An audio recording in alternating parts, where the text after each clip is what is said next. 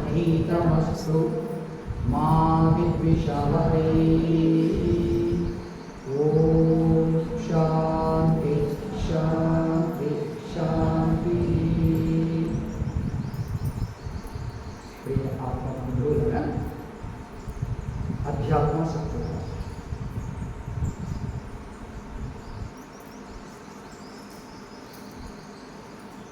ఓంకారేశ్వర యాత్ర నుంచి మనము 5వ తారీఖు రాత్రికి ఒంగోలుకి తిరిగి వచ్చినప్పుడు సామాన్యంగా నేను త్వరగా వెళ్తూ ఉంటాను కాబట్టి దూసుకుపోతూ ఉంటాను కాబట్టి అందరికంటే మొట్టమొదటిలోనే స్టేషన్ నుంచి బయటకు వచ్చేసి బయట ఆ పార్కింగ్ కారు పార్కింగ్ ఆ గట్టు ఉంటే ఒకటి ఎత్తు 2 అడుగులు ఎత్తు అక్కడ కూర్చుంటాను. ఒక్కొక్కళ్ళు వస్తూ ఉన్నారు. కలిగిన వాళ్ళు వాళ్ళ వ్యాన్లో ఎక్కుతున్నారు, కుదిరి వాళ్ళకు వాళ్ళ యొక్క వ్యాన్ ఉంది, వాళ్ళు ఎక్కుతున్నారు. దర్శి వాళ్ళందరూ వచ్చి అక్కడ ఒక చెట్టు కింద నిలబడి వ్యాన్ రాలేదని ఫోన్ చేస్తే వాడు ఏమన్నారంటే మీరు బయటకు రండి అని. వీళ్ళు 14 మంది కూడా బయటకు వెళ్ళి అక్కడ సామాన్లు పెట్టి అక్కడికి తర్వాత విచారిస్తే ఏమని తెలిసింది అంటే వాడు పార్కింగ్ వసూలు చేసేవాడు చెప్తూ ఉన్నాడు, స్వామీజీ చూడండి వాడు లోపలికి వస్తే 20 రూపాయలు ఇవ్వాల్సి వస్తుంది అని వీళ్ళందరినీ అక్కడ వరకు నడిపించి సామాన్లతో పాటు అక్కడ పెట్టుకుంటూ ఉన్నాడు. 20 రూపాయలు వాయినవాడు ఇవ్వాలి అని 14 మందికి కష్టం కలిగించడం, సామానంతా మోయించడం అంటే జీవితం ఇట్లాగే ఆగిపోతూ ఉంది. చాలా జీవితం తెలుసుకో.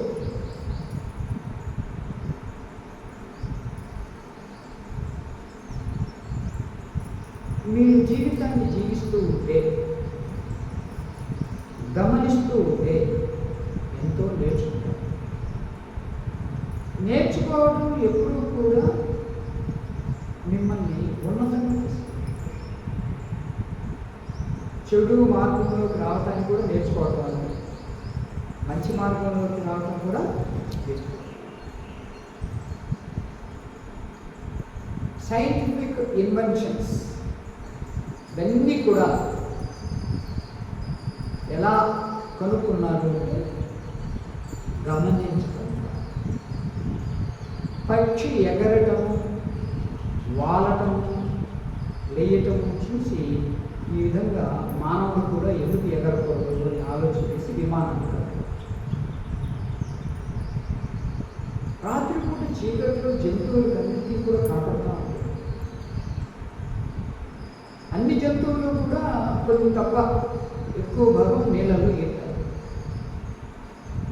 మనం కూడా ఎందుకు ఈదలేము అని ఆలోచన చేసి మానవుడు ఈదటం నేర్చుకున్నాడు. రాత్రిపూట కూడా చీకట్లో చూడగలిగేటువంటి అద్దాలు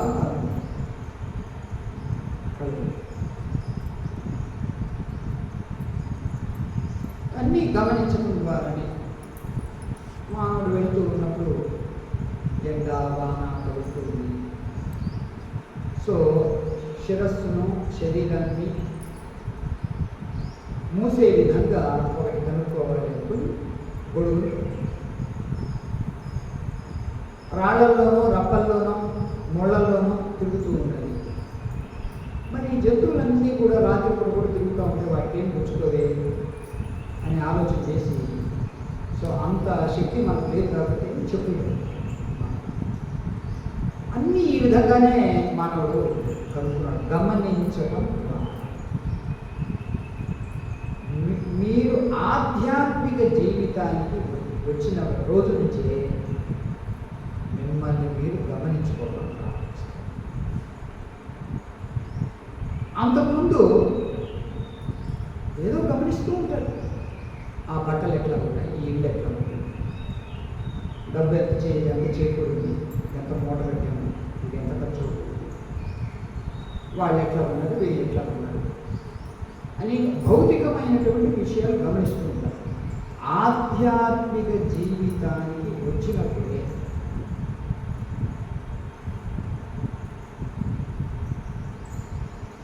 స్వీయ గమనిక అనేది ప్రారంభమవుతుంది. అంతకుముందు భౌతిక జీవితంలో ఉన్నప్పుడు ఇంత కోపం ఉంది, ఈ కోపాన్ని నేను తగ్గించుకోవాలి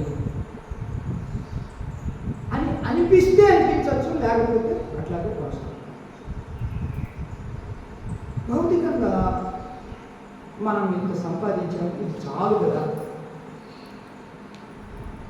ఇంత వయసు అయిపోయింది, ఇంకా దేనికైనా ఉపయోగిద్దాము అని అనిపిస్తే అనిపించవచ్చు, లేకపోతే ఒక ఉన్నతమైనది తెలుసుకుంటే భౌతిక జీవితంలో టర్నింగ్ అనేది వస్తుంది. ఉన్నతమైనది తెలియకపోతే సమాజం అంతా ఎట్లా ఉందో అటువైపు పరుగులు తీస్తుంది. అందరూ అదే.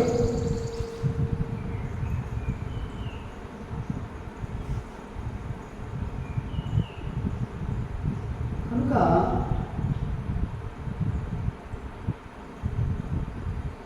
ఆధ్యాత్మికం అంటే ఏంటి? ఆధ్యాత్మికం అంటే ఎంతో వింటూ ఉన్నారు కదా.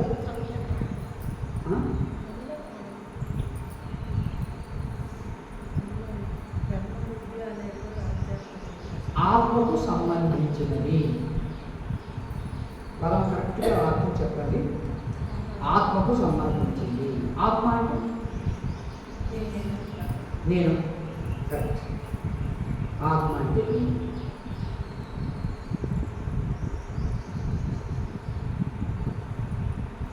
ఇప్పుడు నేను ఏమిటి అనేది విచారణ చేస్తే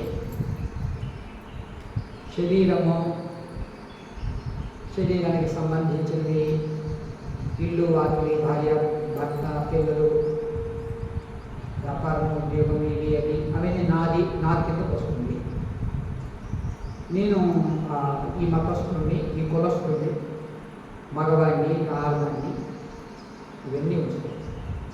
ఆధ్యాత్మికంగా వచ్చినప్పుడు నేనెవరిని? ఇది అసలు విషయం.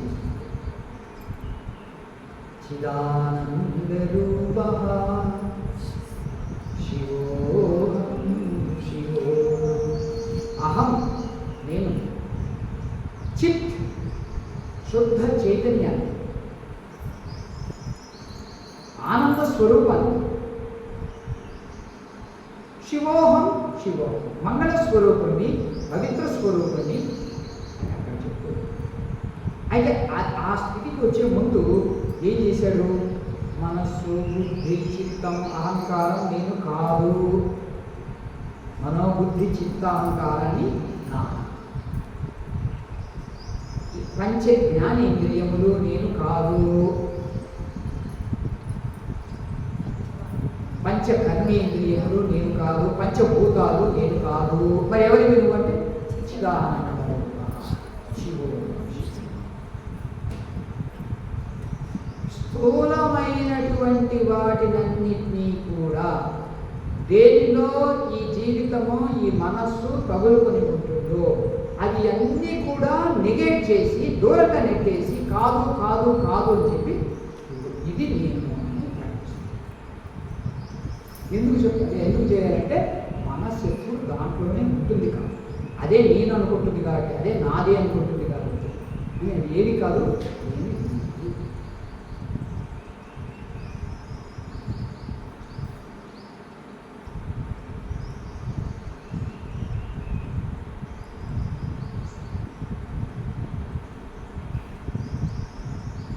మిమ్మల్ని ధ్యానంలో ఉంచినప్పుడు ఒక మాట చెప్తాను. ఆత్మకు లక్షణాలు ఏంటి? నిర్గుణం, నిర్మలం, అసంగం, సచ్చిత్ ఆనంద. ఇవన్నీ దేని లక్షణాలు? ఆత్మ లక్షణాలు. ఎక్కడుంటాయి ఈ లక్షణాలు? అంతర్గతంగా. నా వైపు అటు చూడద్దు.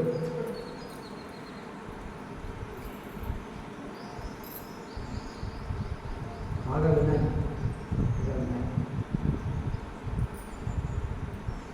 ఇవన్నీ అంతర్గత లక్షణాలు.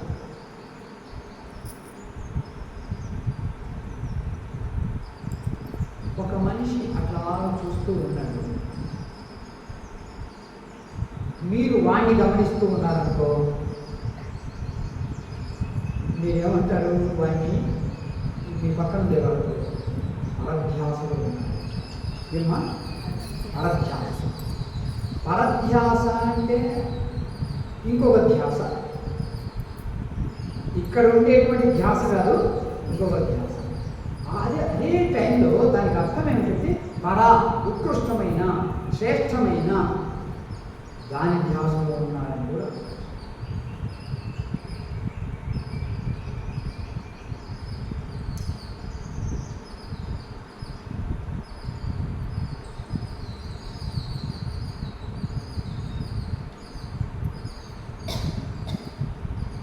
ఇవన్నీ అంతర్గత లక్షణాలండి. ఈ గుణాలన్నీ అంతర్గత. అంతర్గతం ఎప్పుడు తెలుసుకుంటుంది అంటే మీరు దాని వైపు చూసినట్టు తెలుసుకుంటుంది. అది ఎప్పుడు చీకట్లోనే ఉంటుంది. దాని వైపు ధ్యాస పెట్టాలి, దానిలో చొచ్చుకుపోవాలి, దాన్ని నిర్పించాలి అని అనుకోవాలి. అప్పుడు అది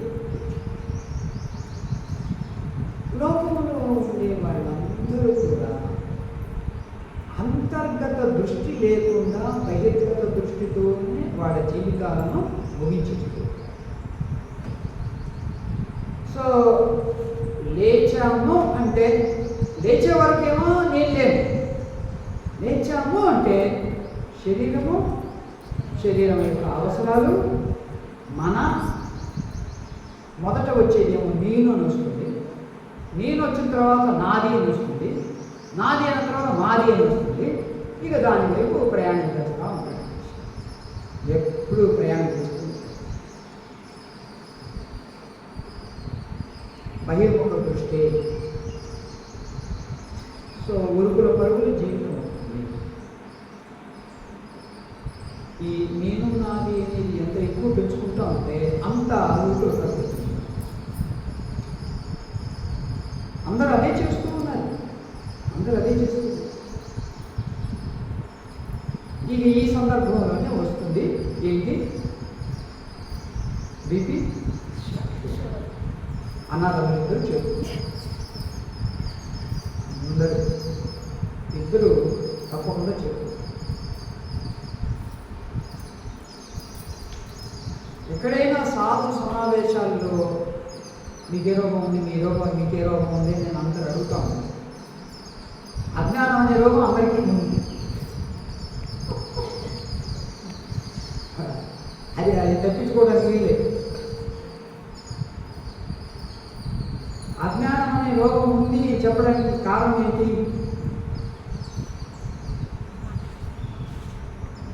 ఈ శరీరం నేను అనుకోవట్లే.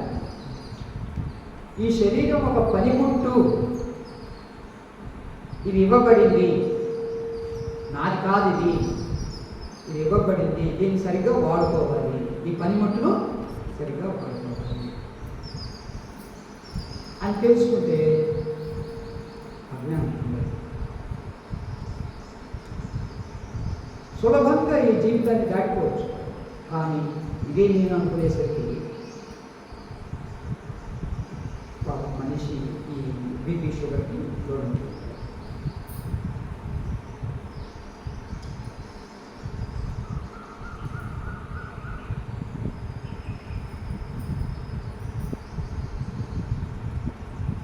ఆత్మ అంటే నేను, ఆత్మకు సంబంధించిందే అధ్యాత్మ. ఆధ్యాత్మిక జ్ఞానము అంటే ఆత్మజ్ఞానము. మరి ఆ ఆత్మజ్ఞానం ఉందా అంటే లేదు. ఆత్మజ్ఞాన ప్రకాశము అంటే ఆ ఆత్మకు సంబంధించిన జ్ఞానం ఎప్పుడైతే తన మనస్సులోకి చొరబడుతుందో, వెలుగు నేర్చుకుందో, అప్పుడు అది దాన్ని ఆత్మజ్ఞాన ప్రకాశం.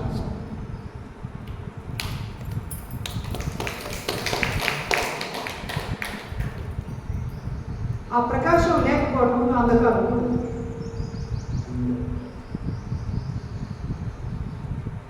ఎంత కామ క్రోధాదులకు, ఈర్ష్య ద్వేషాలకు లోనవుతూ ఉంటారో వాళ్ళు అంత అజ్ఞానంలో ఉన్నారు, ఆత్మజ్ఞానానికి దూరంగా ఉంటారు. ఈ గుణాలు మంచి సద్గుణాలు, దైవీ గుణాలు ఎంత చోటు చేసుకుంటాయో,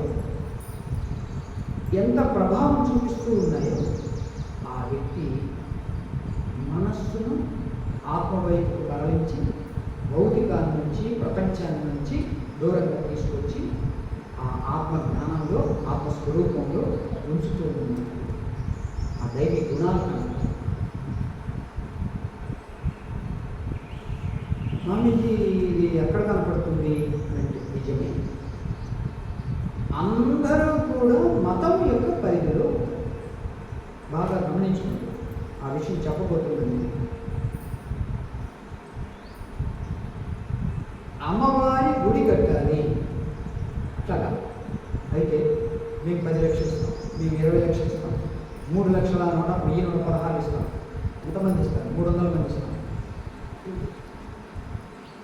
స్వామీజీ ఆత్మజ్ఞానం గురించి చెప్తూ ఉన్నారు. ఆ తర్వాత చూసుకున్నాం. ముందు గుడి కట్టి అక్కడ భోజనాలు పెట్టి పొట్టలు చెప్తున్నాం. సో ఈ ఒక వ్యవహారంలో బాగా తల్లినమైపోయారు. అందరికీ పంచజ్ఞానేంద్రియాలు, ఆ ఇంద్రియాలు ఎటువైపు తీసుకెళ్తా ఉంటాయో అదే జీవితం అయిపోయింది. మా గురువు గారు ఏం చెప్తున్నారు?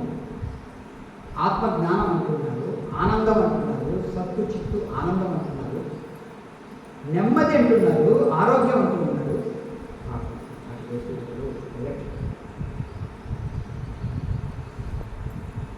సో ఇప్పుడు మీరు వస్తున్నారండి, అక్కడ ఒక స్వామీజీ కూర్చున్నారు.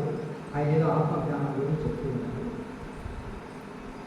గేట్ నుంచి వస్తూ ఉంటే ఈయన ఇక్కడ కూర్చుంటే అక్కడ ఎదురుగా పెద్ద గోపురం కనపడి గంటలు వాయిస్తూ పూజ చేస్తూ బయటేమో ప్రసాదం పెడుతూ ఉంటే వెంటనే ఎటువైపు ఆకర్షితులు అవుతారు? గోపురం వైపు, ప్రసాదం వైపు. అందరి యొక్క జీవితాలు అలాగే సాగుతుంది. ఎన్ని పారాయణలు ఉంటాయి, ఎన్ని పూజలు ఉంటాయి, ఎన్ని యజ్ఞాలు ఉంటాయి, హోమాలు ఉంటాయి, వీటన్నిటికీ వచ్చేటువంటి వాళ్ళకి ఎన్ని సత్రాలు ఉంటాయి, భోజనాలు ఉంటాయి. ఇదంతా కూడా మతమే. అందరూ దీనివైపు ఆకర్షితులవుతున్నారు. ఎంతకాలం ఇటువైపు వెళ్ళినా కానీ కొన్ని ఆచారాలు, కొన్ని మంచి అలవాట్లు నేర్చుకుంటారేమో, కానీ ఆత్మజ్ఞానం వైపు మాత్రం రాలేదు, స్వరూపం వైపు అసలు. అందుకనే నేను ఏదో కార్యక్రమంలో ప్రశ్న అడిగాను. అన్నదానం చేసేటువంటి సత్రాలు ఎన్నో ఉన్నాయి, జ్ఞానదానం చేసే సత్రాలు ఏమైనా ఉన్నాయా అంటే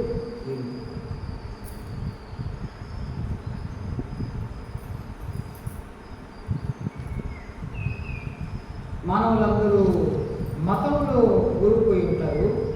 తరతరాలుగా అటువైపే ప్రయాణం చేస్తూ ఉంటారు. ఆత్మ నిగ్రహం వైపు అంటే మనో నిగ్రహం వైపు, ఇంద్రియ నిగ్రహం వైపు, ఆత్మ జ్ఞానం వైపు, సాధన వైపు, స్వీయ దృష్టి వైపు, అంతర్ముఖత్వం వైపు వచ్చేవారు చాలా.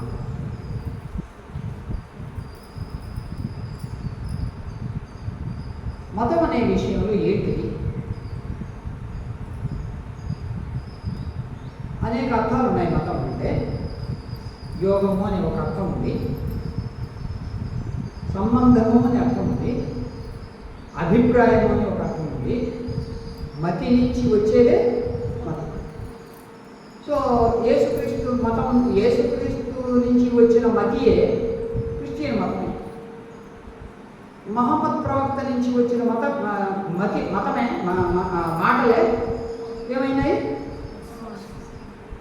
ఇస్లాం మతం.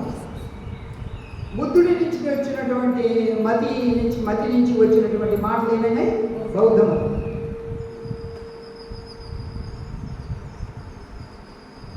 సో ఏ మతి నుంచి వస్తాయో అది ఆ మతంగా అయిపోతూ ఉంది.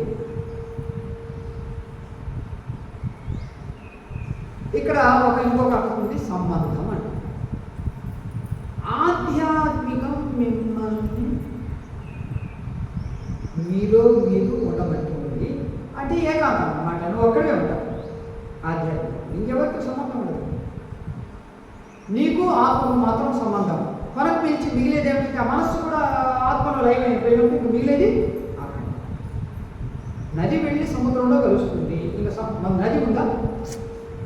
సముద్రం. జీవాత్మ ఎప్పుడైతే ఏకమవుతుందో పరమాత్మలో ఇక మిగిలేది పరమాత్మ. దీన్ని నేను ఇంకొక విధంగా ఏమంటానంటే, ఈ తేడాలు చూపించేటువంటి జీవ పర రెండు కొట్టేస్తే మిగిలేదేంటి? అంతే. సో ఉప్పు బొమ్మను సముద్రం యొక్క రుచి చూడు అనేది దాంట్లో వేశారు. ఉప్పు బొమ్మ ఏమైంది? ఇది ఈ ఉప్పు కాస్త ఆ ఉప్పులు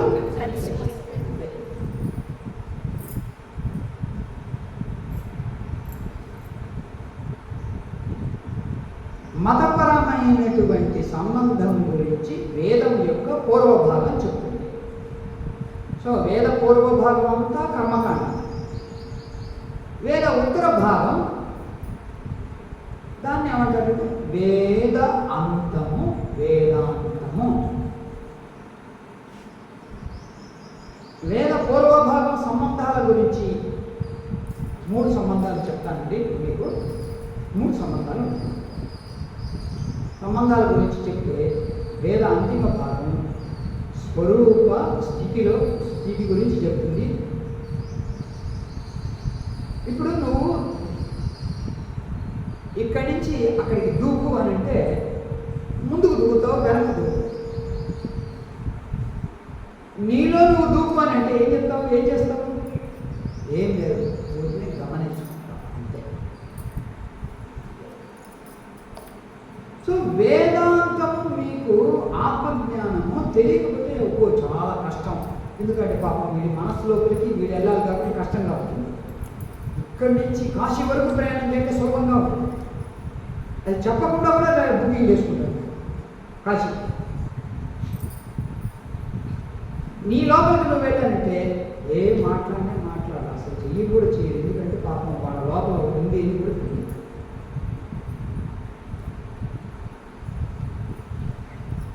అంతర్ముఖత్వం గురించి తెలియదు. ఈ వేద పూర్వ భాగం మనకు సంబంధాల గురించి చెప్తుంది. సంబంధం అని అంటే ఇప్పుడు చూడండి,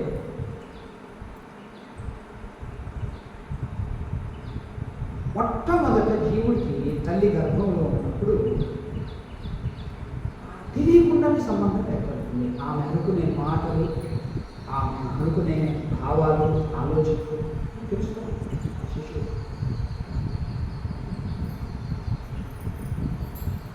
ఈ వాడి లోపల కదులుతూ ఉంటే ఆ పిండం ఏమకు అనుభూతి కలుగుతూ ఉంటుంది.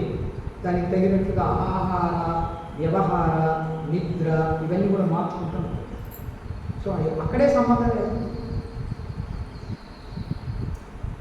తల్లి గర్భంలో ఉండగానే ఆ గర్భస్థ పిండానికి శిశువుకు తల్లిదండ్రులతో సంబంధం ఏర్పడుతుంది. పుట్టాక కుటుంబ సభ్యులతో, ఇరుగు పొరుగు వారితో, సమాజంతో, దేశంతో, ఆ తర్వాత కొంచెం ఎదిగిన తర్వాత కులంతో, మతంతో సంబంధాలు. ఈ సంబంధాలు, బాంధవ్యాలు, అనుబంధాలు తల్లి గర్భం నుంచి మొదలయ్యి శ్మశానం వరకు కొనసాగుతుంది, ముగింపు వరకు. ఇవి చాలా లోతుగా ప్రభావితం చేస్తాయి. లోతుగా ప్రభావితం చేస్తాయి అని ఒక మాట అంటే అసలు జీవితం అంతా వాటిలోనే సాగుతుంది. కొన్ని ఈ సంబంధాలు కొన్ని సానుకూలంగా ఉండొచ్చు, కొన్ని ప్రతికూలంగా ఉండొచ్చు. కొన్ని సానుకూలంగా ఉన్నవే ప్రతికూలం, కొన్ని ప్రతికూలంగా ఉండేవి సానుకూలం అవ్వచ్చు. ఎప్పుడు నా వ్యక్తిత్వంలో మంచి మార్పు, లేకపోతే అంత సులభంగా మార్పు ఇతరులు రాదు. నా వ్యక్తిత్వంలో మంచి మార్పు. మన యొక్క శారీరక మానసిక ఆరోగ్యం, జీవితంలో ముఖ్యంగా కుటుంబంలోనూ ఉద్యోగంలోనూ రాణించడం, మన ప్రయత్నాల్లో మనం పొందే విజయం, ఐశ్వర్యం, ఇవన్నీ కూడా సంబంధాల వల్లే నెరవేరుతూ ఉంటాయి. సంబంధాలే ప్రభావితం చూపిస్తాయి అని తెలుసు. కొన్ని మంచి సంబంధాలు భూమిని స్వర్గంగా మారుస్తే, కొన్ని చెడు సంబంధాలు మన జీవితాన్ని, మన పరిసరాలను నరకప్రాయంగా మారుస్తాయి. అంతే. మీకు ఒక ఉదాహరణ చెప్పచ్చు. 506 అడుగుల శరీరం, అన్నీ బాగానే ఉన్నాయి, కింద వేళ్ళు ముళ్ళు కూర్చుంది. ఏమైంది? మన దృష్టి అంతా నడవలేకపోతా ఉన్నాను, లేదు 10 చాలు, ఇంకేదో మాట్లాడడం. ఒక్క ముళ్ళు జీవితంలో కూడా, కుటుంబంలో కూడా అన్నీ బాగున్నా కానీ ఒక్క సంబంధం బాగలేకపోతే ఇక మనసంతా అటువైపుకి లాగుతాం.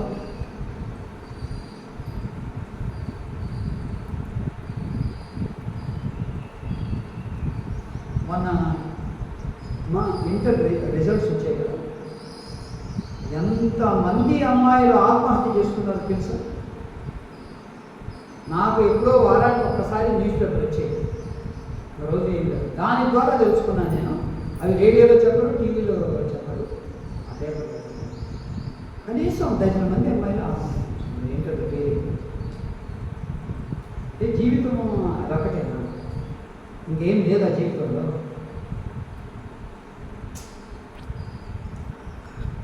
ఆ పోలీస్ స్టేషన్ వాడికి తెలుసు ఇప్పుడు ఇంటర్ రిజల్ట్స్ వస్తున్నాయి, అందువల్ల అని పోలీస్ వాడిని ఆ చెరువు దగ్గర కాపలా పెట్టారు. ఎవరైనా వస్తే సూసైడ్ చేసుకోకుండా నువ్వు వాళ్ళని పంపించేసి. సరే అని వాడు అక్కడ ఉన్నాడు, పొద్దు నుంచి సాయంకాలం వరకు ఉన్నాడు. అప్పుడు ఎవరో వచ్చారు, ఏ క్లాస్ వింటాడంటే ఇదిగో అంతా అట్లా అయిపోయింది. సాయంకాలం పోయే ముందు ఇంకొకటి ఎవడో వచ్చాడు, నువ్వు ఏ క్లాస్ అంటే ఎస్ఎస్సి అంటే పోయి చెప్పు చదువుకో. నాకు చెప్పింది ఎస్ఐ ఇంటర్ గురించి చెప్పాడు కానీ ఎస్ఎస్ఎస్ గురించి చెప్పలేదు అని పోయి చదువు.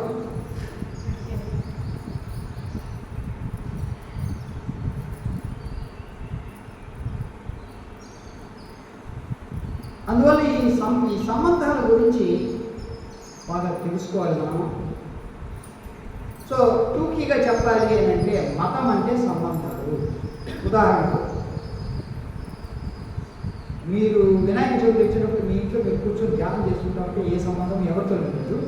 అదే వీటిలోకి వచ్చారు అని అంటే ఇక వినాయకుడు యొక్క ఫ్యామిలీ, మైక్ సెట్, ఇవి అవి ఎన్నో సంబంధాలు. అంత సులభంగా తప్పించుకోలేదు. మీరు ఆధ్యాత్మిక జీవితానికి పరిచయం అవుతూ ఉంటే పాత సంబంధాలన్నీ తప్పిపోతాయి, కొన్ని కొత్త సంబంధాలు ఏర్పడతాయి.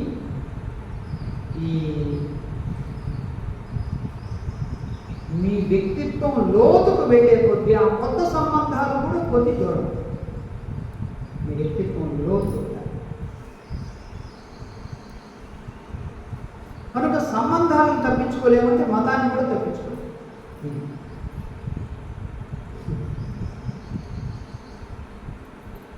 ఈ వేదాంతం సంబంధాలను విశ్లేషించి వాటిని 3 తెగల కింద విభజించింది. మొదటిది జీవ సంబంధం, 2 జీవ జగత్ సంబంధం, 3 జీవ ఈశ్వర సంబంధం.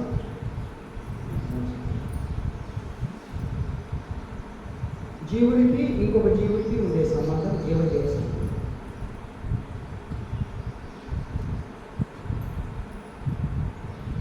సో చుట్టుపక్కల ఉండేటువంటి ప్రాణులతో కానీ మానవ జాతితో ఉండేటువంటి అనుబంధం కానీ దీన్ని ఏమంటారంటే జీవజీవ సంబంధం. అది తల్లి నుంచి తండ్రి నుంచి ప్రారంభం అవుతుంది. ఇక ఇంట్లో కుటుంబ సభ్యులతోనూ ఇరుగు వాళ్ళతో దగ్గర వాళ్ళతో ఊరు వాళ్ళతో దేశం వాళ్ళతో మా యొక్క సంబంధం. తల్లిదండ్రులతో మొదలై కుటుంబ సభ్యులకు, తోటి విద్యార్థులకు, ఉద్యోగం చేస్తూ ఉంటే సహ ఉద్యోగులకు, స్నేహితులకు, సమాజానికి ఈ సంబంధం విస్తరిస్తుంది. ఈ సంబంధాలు చాలా ముఖ్యమైనవి. ఈ సంబంధాల గురించి మనం పట్టించుకోకపోతే ఫలితం ఏమిటి అంటే సంబంధాలు విచ్ఛిన్నమైపోయినప్పుడు నువ్వేమనుకుంటావంటే నాలో ఏదో లోపం ఉంది కాబట్టి వాడు దూరం అయిపోయారు, మీరు దూరం అయిపోయారని సైకో అయిపోయారు. చాలా మీరు సమాజంలో ఉన్నప్పుడు, ఆ సమాజంలో తిరుగుతూ ఉన్నప్పుడు మీకు ఉండేటువంటి సంబంధ బాంధవ్యాలను మీరు ఎప్పుడు కాపాడుకుంటూ ఉండండి. ఆధ్యాత్మిక జీవితానికి వచ్చి నాకు ఏమీ అవసరం లేదనుకున్నప్పుడు అది వేరే విషయం. అది లేకపోతే మాత్రం పుట్టుకతోనే వచ్చింది ఈ సంబంధం, జీవజీవ సంబంధం. మీకు ఒక ఉదాహరణ చెప్తాను.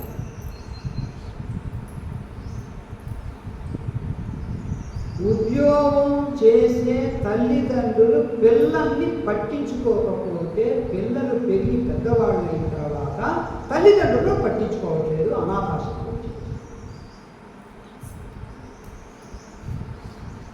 అంతెందుకు మా దగ్గరికి ఒక ఆమె వస్తూ ఉండేది, 2 పూట్ల వస్తుండేది సేవ చేయడానికి. మనమేమో చాలా దగ్గర అయ్యాము, వాళ్ళ ఆయన మాత్రం ఎప్పుడు దూరమే. పిచ్చోడివి అని అంటూ ఉండేది. ఎందుకు పిచ్చోడు అని అంటూ ఉండేది?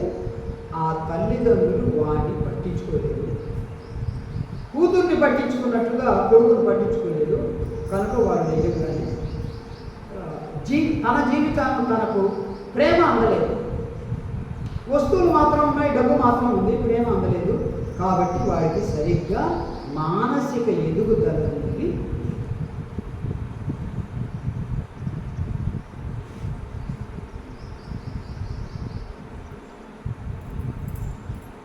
జీవజీవ సంబంధం చాలా. అమెరికా దేశంలో, యూరోప్ దేశంలో ఏం జరుగుతుంది ఈరోజు? ఎంతమంది మనకు తెలిసిన వాళ్ళు, వాళ్ళ యొక్క ఫ్రెండ్స్ కానీ, వాళ్ళ యొక్క పరిచితులు కానీ అమెరికాలో ఉంటే వాళ్ళు మాకు ఫోన్ చేసి, స్వామీజీ కల్చరల్గా మన దేశము ఈ దేశము చాలా తేడా ఉంది. ఇక్కడ డేటింగ్ కల్చర్ అంటే పరిచయం అయింది ఏంటంటే ఇద్దరు కలిసి ఒంటరిగా గడపడం. Dating culture. అమ్మాయి అబ్బాయి ఇద్దరు కలిసి ఉంటారు, ఎక్కడికో వెళ్ళిపోతారు. టీన్స్లోనే, టీన్స్ అంటే ఏంటి?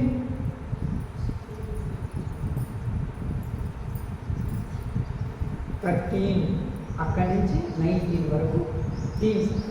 13, 14, 15, 16, 17, 18, 19 టీన్స్లోనే అమ్మాయిలు గర్భవతులు. ఒకసారి కాదు, 2 సార్లు కాదు, ఎన్నోసార్లు వాళ్ళకు గర్భ విచ్ఛిన్నం చేస్తూ ఉన్నారు ఆ దేశంలో. టీన్స్లో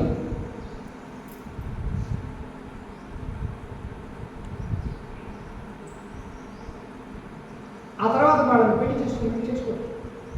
మన అమ్మాయిలు కూడా, మన భారతదేశం యొక్క కుటుంబాల్లో ఉండే అమ్మాయిలు కూడా పెళ్లి చేసుకుంటూ వద్దండి.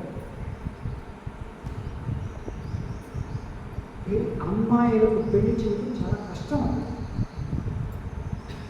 ఎవరు ముందుకు రావట్లేదు, అసలు ఒక్కో. ఎంత కారణం ఏమిటి అంటే అమ్మ పట్టించుకోకపోవడం.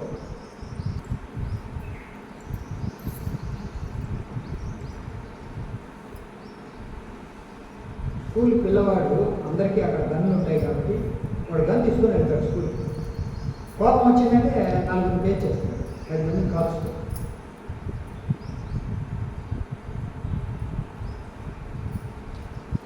చల్లా చెదురైనటువంటి కుటుంబాలే అక్కడ ఎక్కువగా ఉండటం వల్ల పిల్లల మీద దాని యొక్క ప్రభావం చూపించి కుటుంబము అనేది అక్కడ కనపడకుండా. ఒకసారి ఒక విద్యా సంస్థలో పెరుగుతున్న పిల్లల మీద ఒక పరిశోధన చేశారు.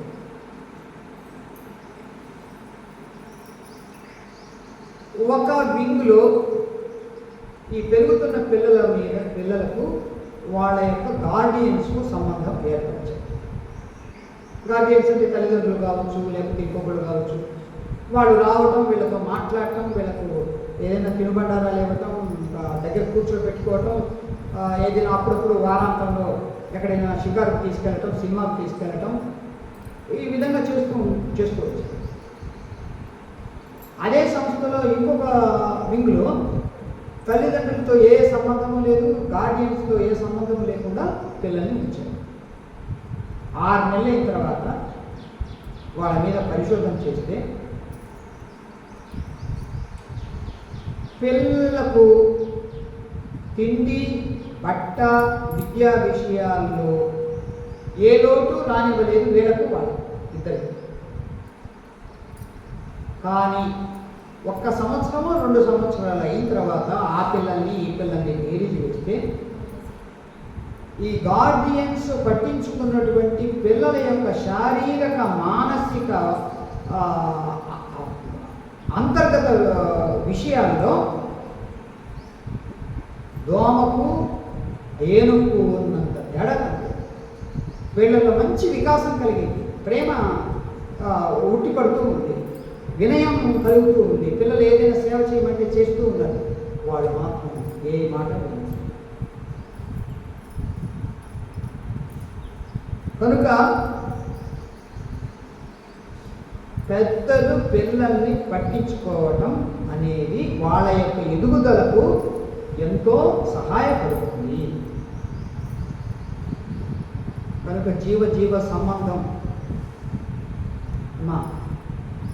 మిమ్మల్ని ఎక్కువ మంది ప్రేమిస్తూ ఉన్నారు అంటే 2 కారణాలు ఉండొచ్చు.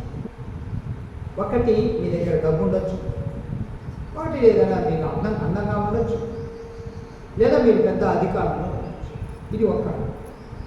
ఏమి లేకపోయినా కానీ ఎక్కువ మంది ప్రేమిస్తున్నారంటే మీ యొక్క సుగుణాలే కారణం, మీ యొక్క జ్ఞానమే కారణం, మీ యొక్క సహాయ బుద్ధి. అందువల్ల ఇటువంటి గుణాలు పెంచుకోండి. డబ్బు ఉండేవాళ్ళైనా, అధికారంలో ఉండేవాళ్ళైనా, అందంగా ఉండేవాళ్ళైనా ఇటువంటి గుణాలు పెంచుకోండి. అప్పుడు ఆ అధికారానికి, ఆ అందానికి, ఆ డబ్బుకు సువాసన అబ్బినట్టుగా, బంగారానికి సువాసన కూడా అబ్బితే ఎట్లా ఉంటుందో అది. కనుక జీవ సంబంధం చాలా చక్కగా ఉండాలి. సంబంధం బాగుండాలి అంటే ప్రేమతో ఉండండి, ప్రేమ స్వభావంతో ఉండండి, మంచితనంతో ఉండండి, వినయంతో. నాకు ఇది ఉంది అని ఎప్పుడు కూడా ఎగసిపడవద్దు. అదే మిమ్మల్ని ఇతరుల నుంచి దూరం చేస్తుంది. సో జీవ సంబంధం మొదలైంది. రెండవది జీవ జగత్ సంబంధం. మనం ఎక్కడ పుట్టాము? ఈ జగత్తులో పుట్టాము. ఈ జగత్తులోనే పెరుగుతుంది. ఈ జగత్ అంతా మన శాస్త్రం ఏముంటుంది అంటే పాంచభౌతికం.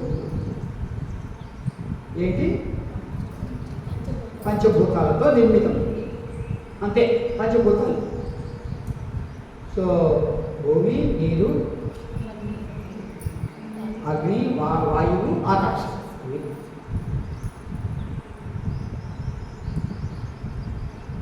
ఈ జీవ జగత్తు సంబంధం కూడా మన జీవితంలో గొప్ప పాత్ర పోషిస్తుంది. అందువల్ల మనం ఈ సంబంధాన్ని నిర్లక్ష్యం చెయ్యకూడదు. ఇప్పటికే నిర్లక్ష్యం చేసేసాం చాలా, అందువల్ల వాటి యొక్క ఫలితాలు కూడా అనుభవిస్తూ ఉన్నాము. ముఖ్యంగా వాతావరణ కాలుష్యం.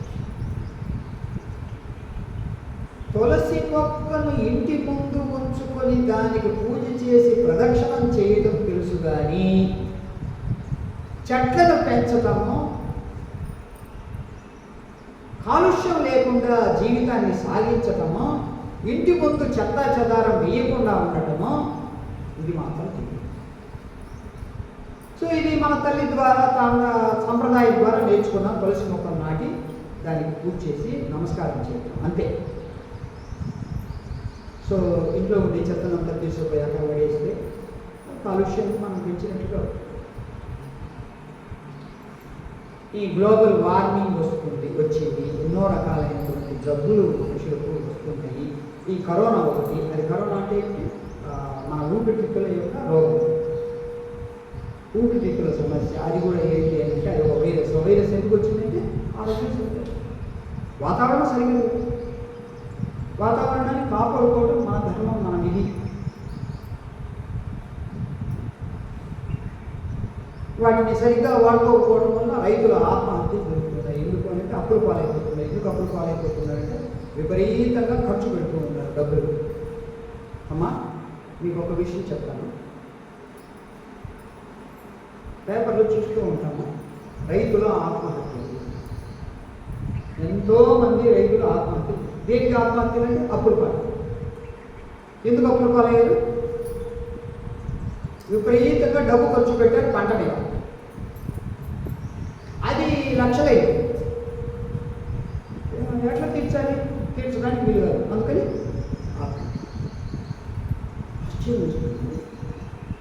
ఒరిస్సా రాష్ట్రం మనకంటే ఎక్కువ వెనకబడిన రాష్ట్రం. ఒక్క ఆత్మహత్య కూడా మనకు వెనుకదు. ఎందుకు అనంటే వాడు అసలు మందులే వాడు. ఎకరం వరికి వాడు సంపాదించే పంట ఎంతంటే 10-11 బస్తాలు. అంటే సహజంగా ఎంత పడుతుందో అంటే మందులు కొట్టడము, ఈ అమోనియా, ఫాస్ఫేట్, ఇవన్నీ యూరియా అవన్నీ పోయటము బస్తాలు. సో 10-11 బస్తాలు ధాన్యం వస్తే వాడు అదే తింటే ఆరోగ్యంగా ఉంటాడు. నువ్వు 40 బస్తాలు తీసి మోకాళ్ళ నొప్పులతో వచ్చి అక్కడ మందులు ఇక్కడ మందులు, ఇక కృంగి కృషించి నీరసించి ఇక గతి ఏమిటి అంటే ఇదంతా ఎందుకు అనంటే జీవ జగత్తు సంబంధం సరిగ్గా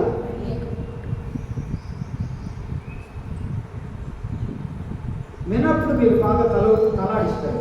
బయటికి వెళ్ళిన తర్వాత స్వామీజీ చెప్పేవాడిని ఎక్కడ చేస్తామండి, 40 బస్తాలు వస్తే నాకు డబ్బులు వస్తాయి. కానీ ఆ డబ్బులు ఏం చేస్తారు?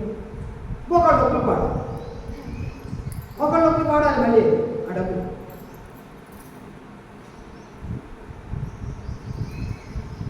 ఇంట్లో ముందు ఆ రైతులంతా కూడా చక్కగా 1 లీటర్లో 2 లీటర్లో 3 లీటర్లో పాలు వస్తుంది.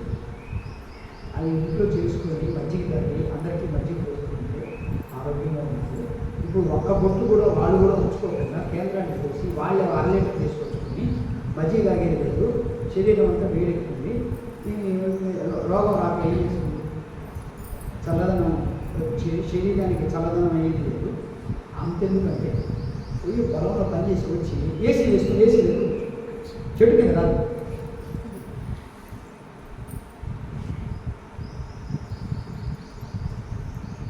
ఏసీ యొక్క లిమిటేషన్ తెలిస్తే ఆ తెలిసిన వాడు వెళ్ళి చెట్టుకి కూర్చుంటాడు. హాయిగా ఉంటుంది. జీవ జగత్తు సంబంధాలు ఎన్ని విధాలుగా పాడైపోయినాయి చూడండి.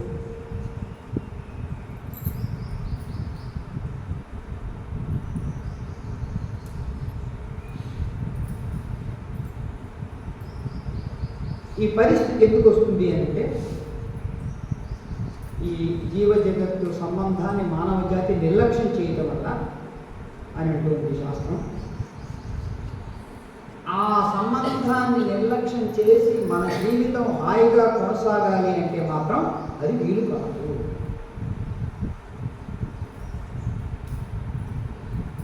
కనుక నేను అప్పుడు అప్పుడప్పుడు చెప్తూ ఉంటాను, మాకు ఈ రోగం ఉంది, ఆ కాళ్ళ నొప్పులు ఉన్నాయి, ఈ నడుము నొప్పులు ఉన్నాయి, అది ఉంది ఇది ఉన్నప్పుడు మీరు వచ్చి ఈ గాలిలో తిరగండి, ఈ సువాసన, ఈ పూల యొక్క సువాసన పీల్చండి, చెప్పులు లేకుండా తిరగండి, ప్రశాంతంగా గడపండి చెప్తాను. బ్లడ్ సర్క్యులేషన్ ఇంప్రూవ్ కావాలి, ఆహారంలో మంచి మార్పులు తెచ్చుకోండి, మందులు అనేది తర్వాత, ముందు జీవన శైలిలో మార్పులు తెచ్చుకోండి అని చెప్తూ. ఇక మూడవ సంబంధం జీవ ఈశ్వర సంబంధం. ఈశ్వర అనేది శివుడికి సంబంధించిన మాటగా అనుకోవద్దు. ఈశ్వర అంటే ప్రభువు, వడయ, నియామకుడు, లార్డ్, ఇది మనము సృష్టించబడిన జీవులం. సృష్టించినటువంటి వాడిని మనం ఏమంటామంటే ఈశ్వరం. మనమేమో కార్యము, అతడేమో కారణము. ఈ ఇద్దరి మధ్య ఉండే సంబంధాన్ని ఏమంటారు? కార్యకారణ సంబంధం. స్వామీజీ ఆయన ఈశ్వరుడు అంటున్నారు కదా, నేను ఈశ్వరి అంటాను అంటే సరే అనుకో, నీ ఇష్టం పో, ఏం వద్దని లేదు. అమ్మవారు అంటాను నేను అనుకో, అయ్యవారు కాదు అమ్మవారు. సరే,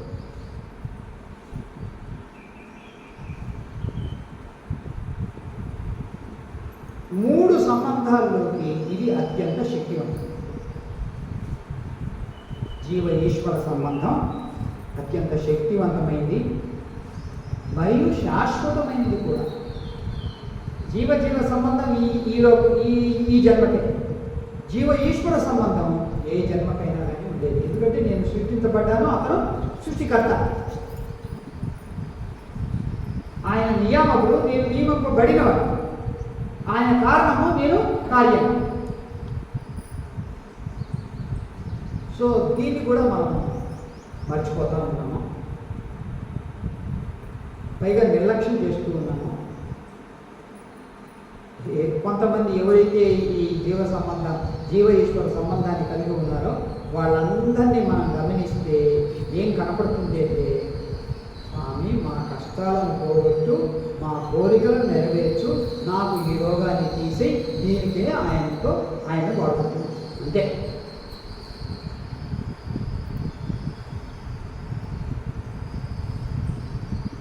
ప్రాపంచిక సంబంధాలు మనం వాటిని ఊహించలేము, దాన్ని కంట్రోల్ చేయలేము,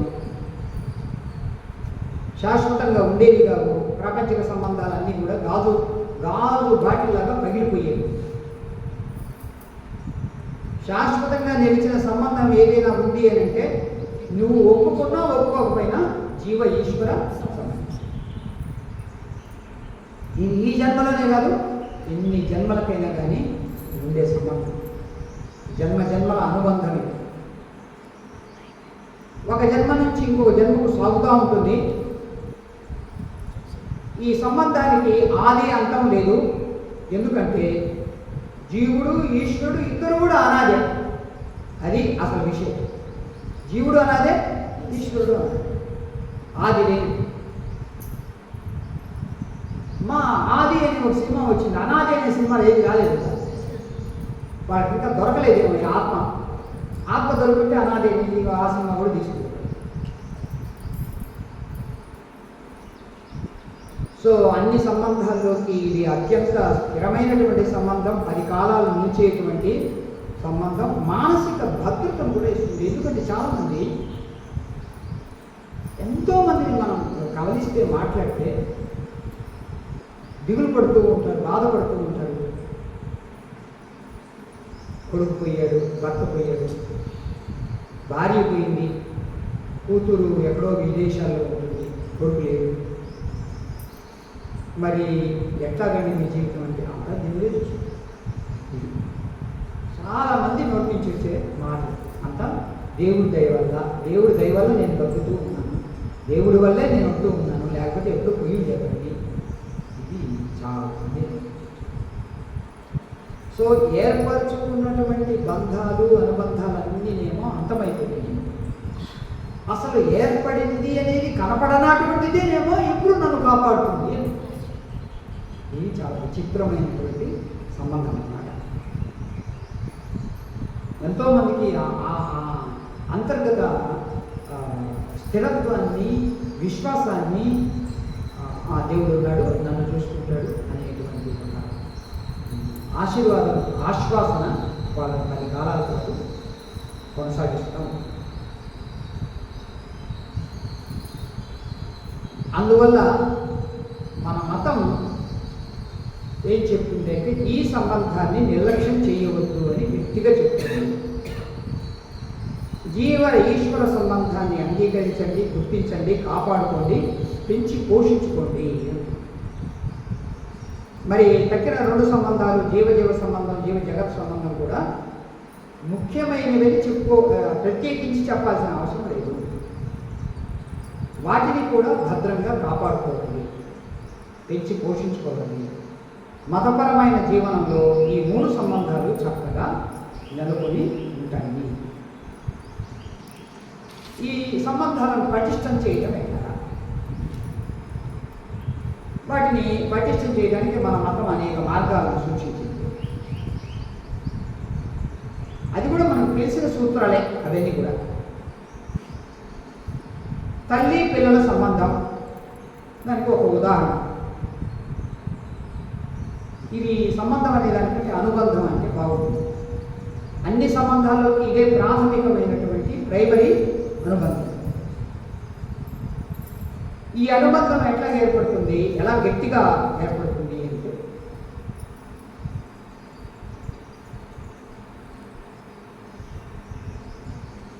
వాళ్లకు నా జీవితంలో స్థానం ఉంది అనే విధంగా ప్రారంభించు. అంతే. ఏమండి? వాళ్లకు నా జీవితంలో స్థానం ఉంది. అది తల్లి కానీ, తండ్రి కానీ, అక్క కానీ, తమ్ముడు కానీ, ఎవరికైనా. వాళ్ళకంటే కూడా డబ్బు ముఖ్యం, భార్య ఒక్కతే ముఖ్యం, భర్త ఒక్కతే ముఖ్యం, సౌకర్యాలు ముఖ్యం అనుకుంటే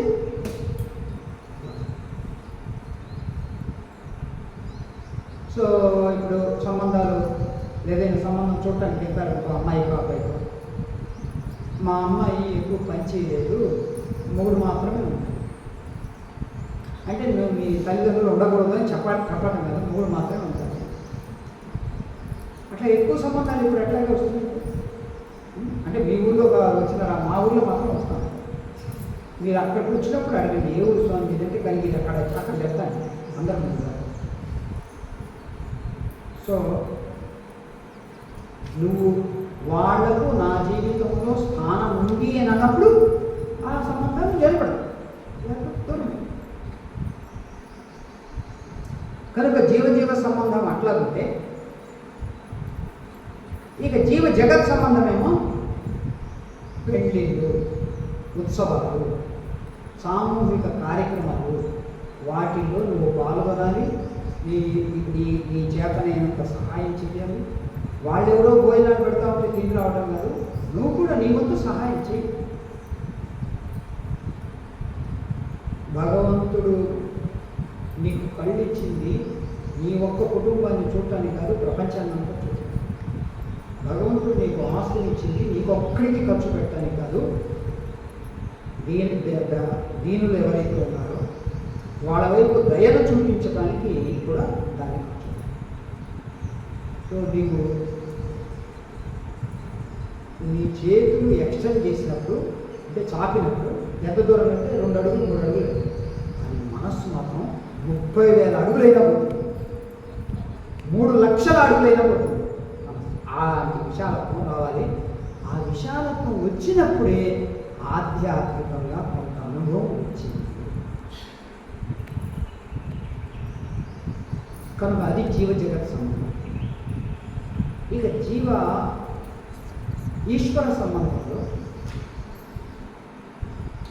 మొదట్లో నీవు గొడ్ల దగ్గర నుంచి గొడ్డల దగ్గర నుంచి ప్రారంభించిన గంట కొట్టడం దగ్గర నుంచి పూజ చేయడం దగ్గర నుంచి చివరికి సద్గుణాల రూపంలో నీలో వెలివి, నీ మనస్సు వికసించదు.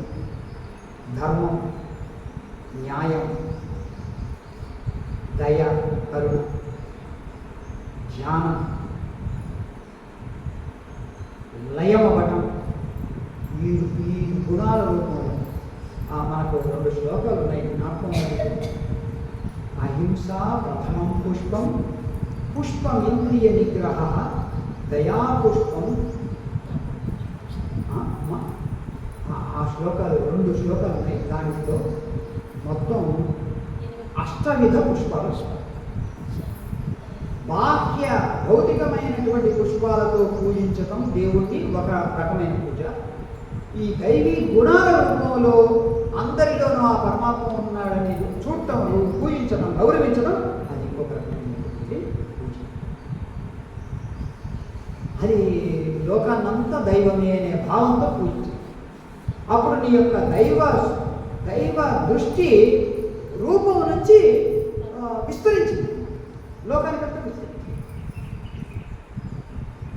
నిన్నటి రోజున ఆ మాతాజీకి నేను వాగ్దానం చేసినప్పుడు ఆమె ఒక మాట అన్నదండి, చాలా ఆనందపడ్డాను నేను.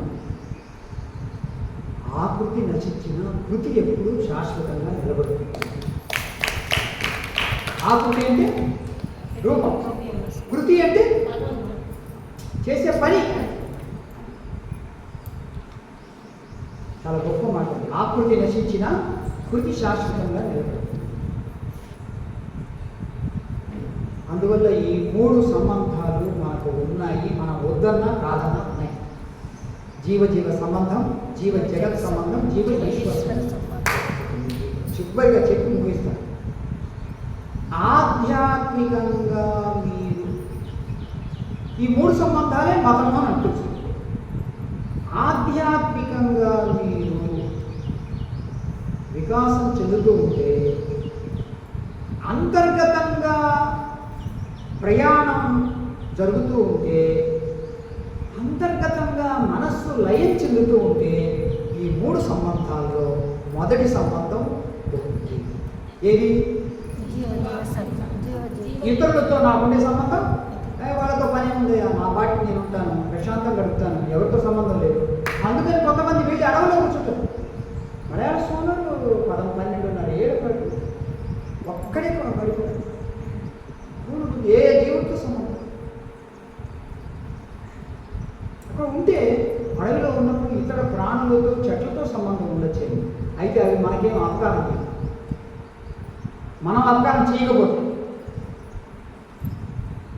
రెండవది, నీవు ఇంకా లయం చెందుతూ ఉంటే, ఇంకా అంతర్ముఖుడు అయితే జగత్తుతోనే సంబంధం.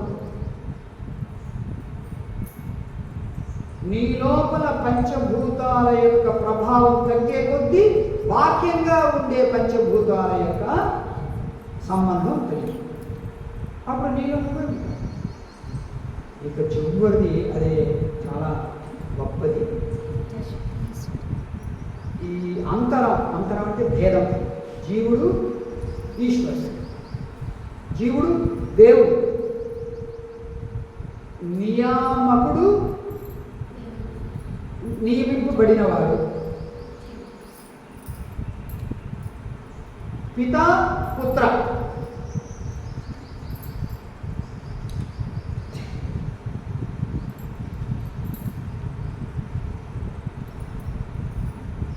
అతను సృష్టికర్త, నేను సృష్టింపబడిన వాడిని. ఎప్పుడైతే మనస్సు లయం చెందుతూ ఉంటుందో, ఈ భేదం కూడా ఎంత గొప్ప విషయం చూడండి. ఎందుకు పోతాయంటే ఏర్పరచుకున్నది కాబట్టి. ఎప్పుడైతే నీవు నీ స్వరూపంలోకి వెళ్తావో, అంతటా అదే ఉంది అని తెలుసుకున్నప్పుడు ఇక భేదాలు ఏముంటాయి? అది కదమ్మా. ఉంగరాన్ని కరిగించి నక్లెస్లోకి వేశారు, నక్లెస్ని కరిగించి వడ్డానాలోకి వేశారు, వడ్డానాన్ని కరిగించి ఇంత పెద్ద బంగారం కొత్తగా చేశారు. ఏమైంది? భేదాలని అక్కడి నుంచి కదా వచ్చింది. ఇంత బంగారం ముద్ద నుంచి ఈ వస్తువులన్నీ వచ్చాయి, మళ్ళీ అక్కడికే వెళ్ళిపోయాయి. ఇది తెలుసుకోవాలి మనం. ఇది ఆధ్యాత్మికము. మతానికి ఉండే సంబంధాలు ఏమిటి, ఆధ్యాత్మికంలో సంబంధం లేనటువంటి స్థితి ఏమిటి.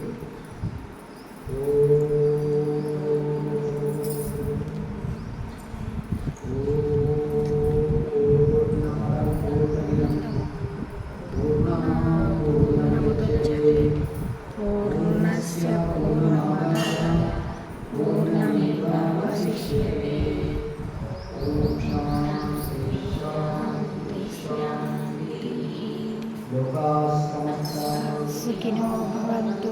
సద్గురు మహారాజ్ జై శ్రీ దక్షిణామూర్తి స్వామి వారికి జై.